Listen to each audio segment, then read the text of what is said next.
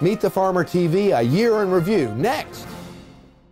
Meet the Farmer TV is made possible by Planet Earth Diversified, Melly Productions, and Leslie P. Jenkins Photography and Graphic Design. In the Kitchen Magazine, serving the community and everyone who loves good food. Culpeper's Channel 21, helping to preserve the agricultural history of Virginia, and Flavor Magazine, serving the Piedmont's local food and wine culture.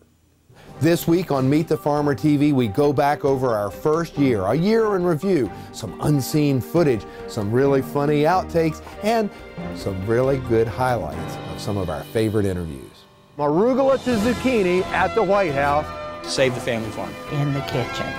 And the bill passed. It's about preserving some semblance of the family farm. And for locally grown food. It's about market access. Plants don't have personalities. I got one. I call it the new American agriculture, and our whole agriculture education system is going to change. We have a great solution to some of these crises that we're now facing. And you're watching. And you're watching. And you're watching. And you're watching Meet the Farmer TV.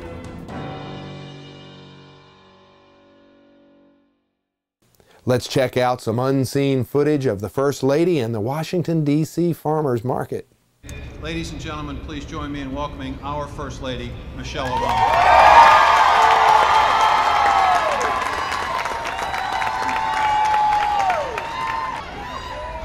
I want to thank Tom for that kind introduction and for all that he has done on behalf of our nation's farmers and on behalf of all of our families. We couldn't have done this without him. We have to give him a big round of applause.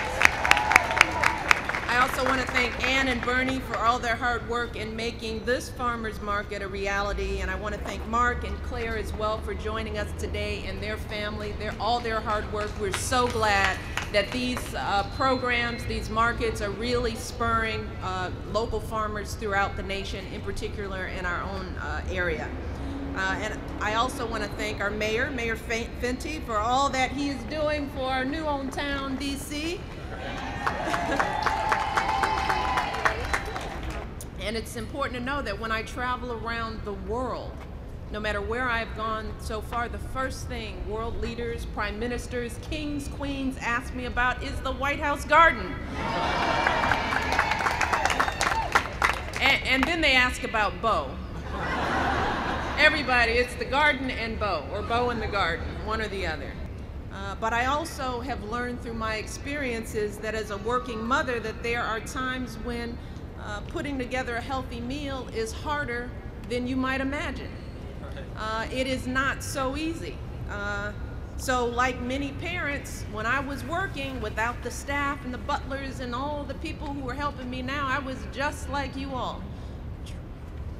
Takeout food was a primary part of our diet. It was quick. It was easy. We did what was easiest and what kids liked because you didn't want to hear them whining. So, right? We're just trying to end the whining. And sometimes it turns out that the food that is least healthy for us can sometimes be the cheapest. And even with the best intentions, as I know all of us are, we all care about our kids. Doesn't matter what our salaries are, what our positions are, we care about our kids and we're doing the best that we can for them. And with the best of intentions in this society today, sometimes it's hard to make regular meals, healthy meals, a part of everyone's existence. And this is one of the reasons why I'm so supportive of farmers markets. For those of us who are battling the time crunch and those for us whom access to fresh food is an issue in our neighborhoods, farmers markets are a really important, valuable resource that we have to support. This market in particular will provide access to fresh fruits and vegetables, locally raised meats, cheeses, fresh baked goods to the many busy people who are working and living in this area, including many federal employees who I know you are working your fingers to the bones, right? And we appreciate it. So this market is going to be available to many DC federal employees from the White House, Veterans Affairs, GSA, Export-Import Bank, the Treasury Department. Oh, all right. They will have access to the food too. And as an employer, I guess we are an employer now out of the White House. We are looking for ways to create a healthier workforce. Because we know that if you all are healthy and happy and moving, you'll come to work and you'll work really hard.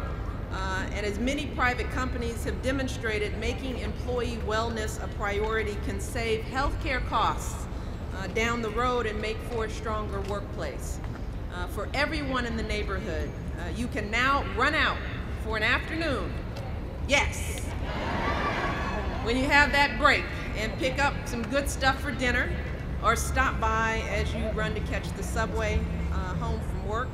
And for those who think that fresh fruits and vegetables are out of their reach financially, as the Secretary mentioned, and I want to reinforce the fact that this market and other farmers markets around the city participate in the WIC program, the SNAP program, the Double Dollar program, and the Seniors Benefits program. And each SNAP and WIC dollar equals $2 at a farmer's market to purchase fresh produce. So that's something, and we want to get that word out as well. So if you know people who have access to these benefits, they should understand that these farmers markets are there for them as well. And there is an incentive for them to use and buy their fruits and vegetables here. So we want to get that word out.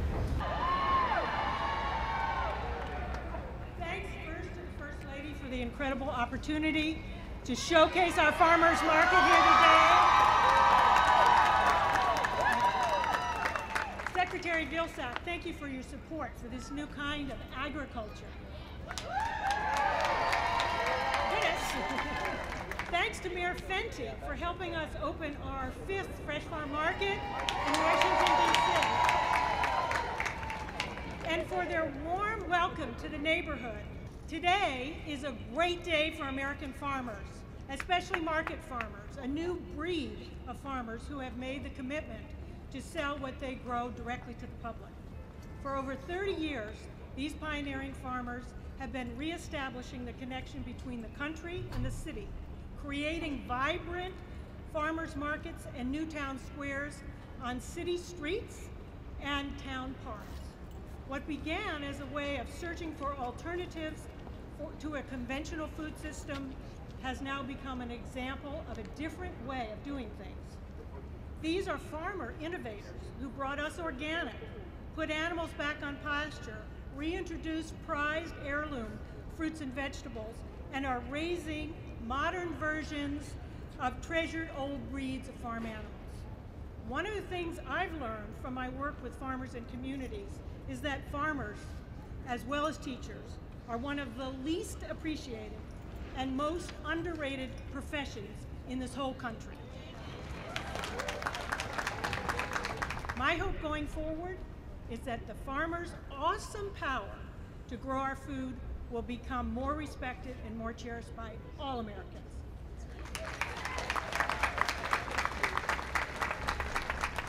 This is a very happy day, even without the sunshine.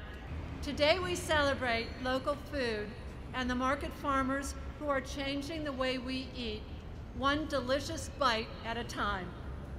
Many of the farmers here today have been part of fresh farm markets since 1997. They represent more than 100 fresh farm markets farmers, cultivating over 7,000 acres of farmland and the hope for the future of farming in our region. They are the good news in agriculture today, saving farmland and attracting a new generation of farmers to feed our communities and to rebuild our regional food systems. As you shop in the market today and every single Thursday through October, know that the food you are buying makes a difference for your personal health and the health of your families, for the economic survival of our farmers, and for the future of the environment. Every day you eat healthy, local food, you are saving farmland one delicious bite at a time. Thank you. And now some unseen footage from the Heritage Harvest Festival. I think the focus on obesity, particularly with children, is really looming, and those who are very dedicated educators are going to say, this child in my class has a learning problem because he is or she is 40 pounds overweight. It is a medical problem that should be addressed by the parents, and it is the role of the educators to point it out, to form an alliance with the parents to say your child needs to change its diet. There are things, and it's been tried in the vending. You can go into the schools today, which I have done, and observe what is in the vending machines. There are many options, there are many alternatives to it. Besides good orange juice, you can have good locally made and bottled apple juice, of whatever fruits happen to be for that locality. If you are in an area where you don't, certainly the cost of getting them from a nearby source will be less than importing them from abroad. We will need to explore expanding our marketplaces, where you will be able to go into to a city and you might have 10 different places that are vending things that are brought from the country. We also need to address it politically in the sense that regulation is necessary, but you cannot over-regulate these people out of business. When I was a boy and was selling, at my father's suggestion, Hickory King roasting ears in the Lynchburg City Market at the age of 7, he wanted to teach me to be a good capitalist and earn the money. And it needed a bit of regulation then. There was slabs of raw meat on tables being sold, fly-laden. There was raw, abused products that were probably not too healthy, but it was probably healthier than what you get in the packaged food market today. When you are again in the food market, I would suggest people look around at what people are buying, the packaged products, and then pick one of those up and look at the ingredients. You will find that you are eating something that has become, may as well be plastic, inert. And they can really sell you a bill of goods too on things. So not only do we need to get in our secondary schools good programs on economics, how to buy, how to keep a bank account. These need to be imperatives in the secondary schools.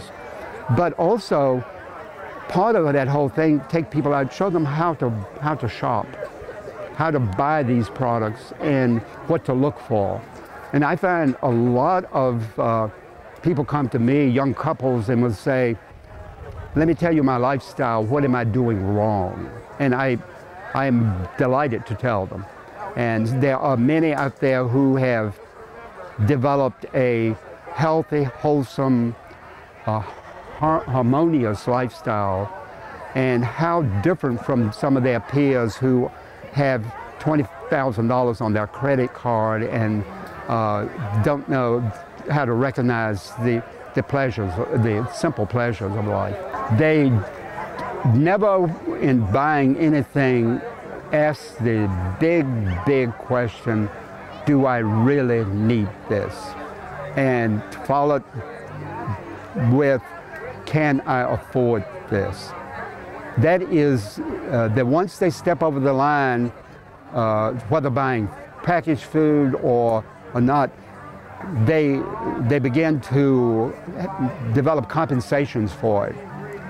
There is you can go into certain places, like even in airports a lot, and most of the time when I walk in, I can sort of feel a general anger. People are angry, and I think if it's an early flight at 6 o'clock, I bet they didn't eat a very good breakfast, not even a bowl of blueberries. So that is, and they arrive and they get stressed, and then they want to get something laden with sugar that they will put in their system, and then that day was not going to go very well. So recognition of all of these things that make one unhappy, I think, is important, and one of the main things is eating. And when you do eat, you sit down, or you can even stand and do it, but you think, I am eating, this is really good. And I wonder how those string beans that I bought down from Farmer Joe are going to taste. Oh, I'm going to eat one now. These are so good. Why have I been buying this awful stuff and eating it? So if the process of eating becomes a happening, an experience, people will be more aware of what they eat and how they eat, and quite frankly, with whom they are eating, because the joy of meal of a table conversation is a lost art. So I think if people think, and we are going in that direction. We are certainly going in that direction. I see in a couple of times when Kate Collier, Feast and I were, there were people coming through that had a child in the arms, and I would give them one slice of apple and tell the parent, don't you know that a real soft apple was the first baby teething ring? They would give them a soft apple to chew. And my great joy of when that happens is it's going to condition that baby. Those little brain cells are going to embrace it and say, boy, I like apples. This is a good teether, rather than a piece of plastic stuck in the mouth. So there are these discoveries, and much of it comes from generations of discovery that we need to listen to the elders. And recently I was at the University of Wisconsin doing a seminar, and someone asked me the question, well, Tom, where do you go to find these old lost apple varieties? And I said, the best hunting ground is to go to a village, find someone who is elderly, and start talking about apples. You will find. Then it just suddenly dawned on me, but now I am the elder. I am the old one. Most of those that I would ask are either incapacitated or dead. So there's sort of the end of the line there. And that's why the education that I'm doing, I feel, is very important, because I'm imparting knowledge that I learned from past generations, that I kept in a notebook from the age of 10 and want to pass on. But that is the educator's role, really. There are not too many of us, but thanks to the technology we have today, exactly what we are doing now, we can preserve these images, we can preserve these conversations, and there's a bank that one can resort to and to find out. So, but I am the fully recycled guy. I started out in the 30s. I was enjoying this wonderful, beautiful environment of horticulture and of foods. And little by little, I saw things happen, where the flight from the farm in after the Second World War, when the great agricultural skill of grafting was forgotten, pushed aside. Nobody wanted to do it. They would say, look in this color catalog, isn't this apple beautiful? I'll order one. But now people are much more concerned about, well, can I really make an apple tree? And when I do a grafting workshop, which I will be doing one here at Monticello this in March, I watch, and there seems to be an enlightenment. The bulb goes on over the head and people say, wow, so I've made an apple tree. I've joined a root system with buds, and here's an apple tree. And it's irreversible. These people will never be the same again. They are always, they're so enriched by the security they cannot describe, but there is a personal security that if I need an apple, there are no apples left in the world and I need one, I know how to go about making them. So this is the nearly primordial education that we are getting. But I am now back to the point, all of the mishaps that we have done, I'm aware of, but for the first time, about a decade ago, I saw a turning. And we are now today to the point where we grasp it, we know what to do, and if we don't do it now, we are going to become lesser human beings. In order to, this is a symbiotic thing. Very much as someone, when I don't charge a fee for teaching someone to graft, I said, my fee is for you to teach someone else. This is very much, if one has a good lifestyle, you should really encourage other people, particularly your peers, because if there are 3 generations, the youngest does not like to hear edicts from the oldest. But if it comes on the same level as your generation, then people will embrace it. They will, there is a interesting sort of herding instinct. I want to do that too. So you are going to grow tomato plant in a pot. I think I'll do that as well. So that is, everyone who is experiencing this good feeling about what they are doing in the direction, they should sort of silently look around or think of 5 people they know I'm gonna get them. Just give me a little while and I'll get them. And that's how it's gonna happen. Because in time, say 2 of these 5 that were convinced will go out and do the same thing. But that is the message, and the very models that they will see as they increase, there's going to be more and more good images projected. I will be doing events here. If they will go online to monticello.org, they can see in Saturdays in the Garden the events I will be doing here in Monticello. At Vintage Virginia Apples in North Garden, I will be doing some fairly comprehensive workshops, particularly one in planting the orchard, which is very comprehensive. There are tastings all around, and other people are.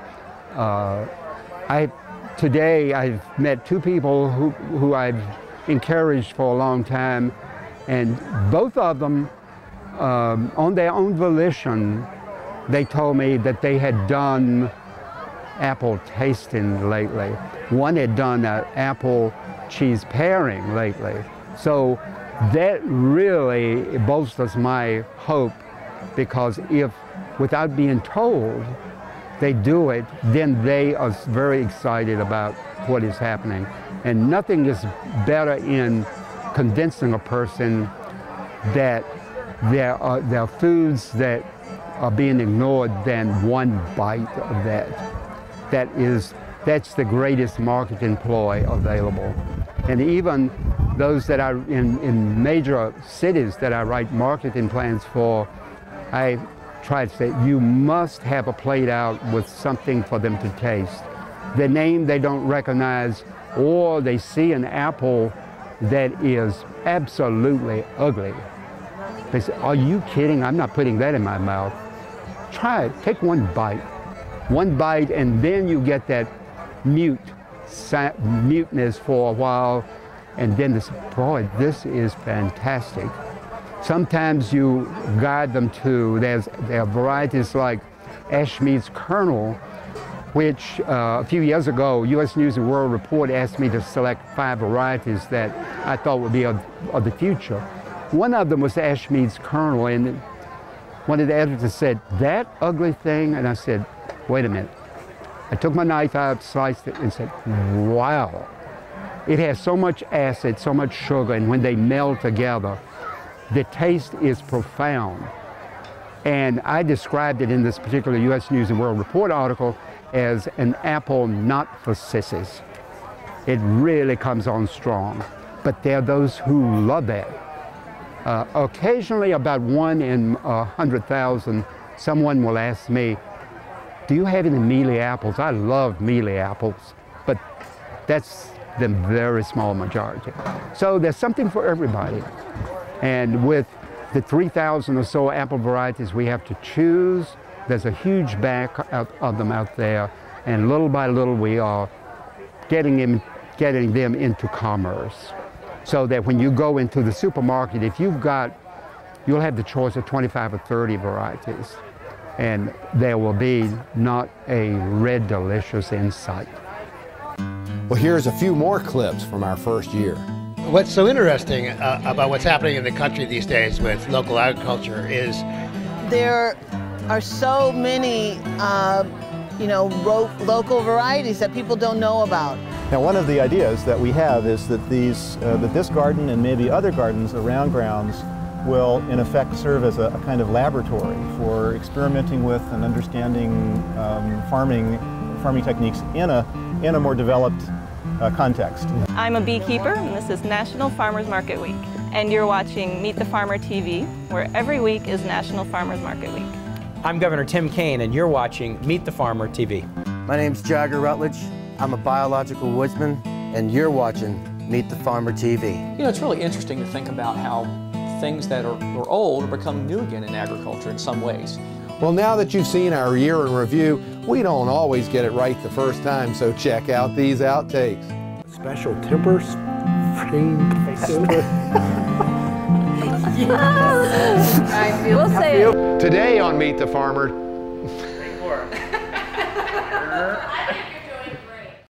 Well, you've seen the first year of Meet the Farmer TV in review with outtakes and highlights. Thanks for joining us for another Meet the Farmer TV. And please let each of our underwriters know you appreciate their support bringing you Meet the Farmer TV. Check out their website and tell them personally you appreciate their support underwriting Meet the Farmer TV. Meet the Farmer TV is made possible by Planet Earth Diversified, Melly Productions, and Leslie P. Jenkins Photography and Graphic Design. In the Kitchen Magazine, serving the community and everyone who loves good food. Culpeper's Channel 21, helping to preserve the agricultural history of Virginia. And Flavor Magazine, serving the Piedmont's local food and wine culture.